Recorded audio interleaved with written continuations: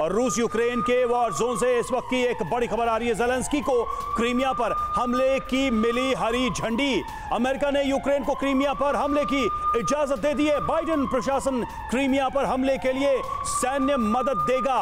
हाइमार्स और MLRS के use करने की भी अनुमति दे दी।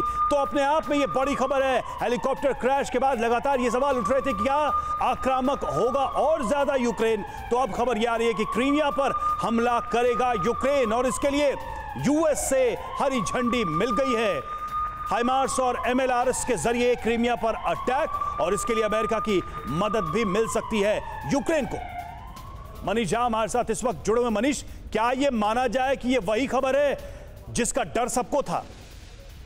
बिल्कुल, देखिए, जिसका डर सबको था, क्योंकि यहाँ का मतलब यह है कि अब रूस का जो पलटवार होगा वो बहुत विध्वंसक होगा, क्योंकि यहाँ से रूस यूक्रेन के हमले को ये मानेगा कि अब नाटो देश रूस के अस्तित्व पर ही सवाल उठा रहे हैं। तो जिस टैक्टिकल वेपन के इस्तेमाल की हम आशंका जताते हैं या रूस जब परमाणु बम के हमले की धमकी देता है, वो बातें अब और अधिक गंभीर हो रही है। ये मैं इसलिए कह रहा हूं क्योंकि जब यूक्रेन की तरफ से हाइमार्स के जरिए या MLRS के जरिए क्रीमिया पर हमला होगा तो इसका पलटवार रूस हर हालत में करेगा। अब तक यूक्रेन ने क्रीमिया में, चाहे क्रीमिया ब्रिज पर ब्लास्ट करने की बात हो या फिर ब्लैक सी फ्लीट के हेडक्वार्टर सेवास्टोपोल में वॉरशिप पर हमले की बात हो, उसे रूस ने एक आतंकी हमला के तौर पर लिया। तो मनीष, टाइमिंग का क्या अंतर है? जिस हमले को अमेरिका बचाना चाह रहा था उसके लिए अब तैयार होने का क्या अर्थ है? इतने में क्या बदल गया जो अमेरिका अब तैयार है कि आप फुल फ्लेज क्रीमिया पर अटैक करिए, हम साथ हैं?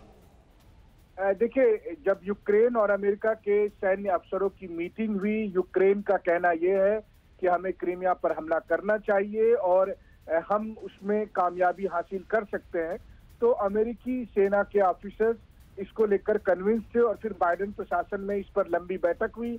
बाइडेन प्रशासन ने इसकी हरी झंडी दे दी है।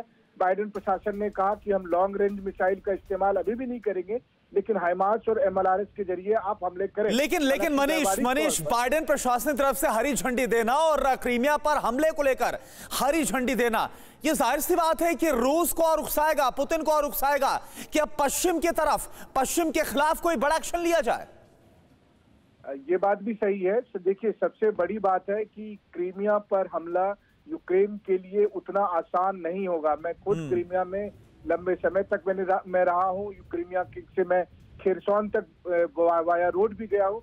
मैंने खुद अपनी आंखों से देखा है कि क्रीमिया में किस तरह से रूस की सेना मौजूद है, चाहे आप खेरसोन के बॉर्डर से अंदर आते हो या फिर रूस के मेनलैंड से अंदर आते हो। दोनों ही हालत में आपको वहां पर रूस की सैन्य तैयारी दिखती है। तो वैसी स्थिति में यूक्रेन से सीधे सीधे हमला करने का मतलब यह है कि आपने सही कहा कि ये पुतिन को उकसाएगा, पुतिन को बेहद नाराज करेगा और फिर रूस की ये मजबूरी होगी कि फिर सबक सिखाने के लिए और वाकई में ये हमले होते हैं तो वो खतरे की घंटी बज जाएगी जिसका डर सभी को था। शुक्रिया मनीष आपका इस अपडेट के लिए, जानकारी के लिए।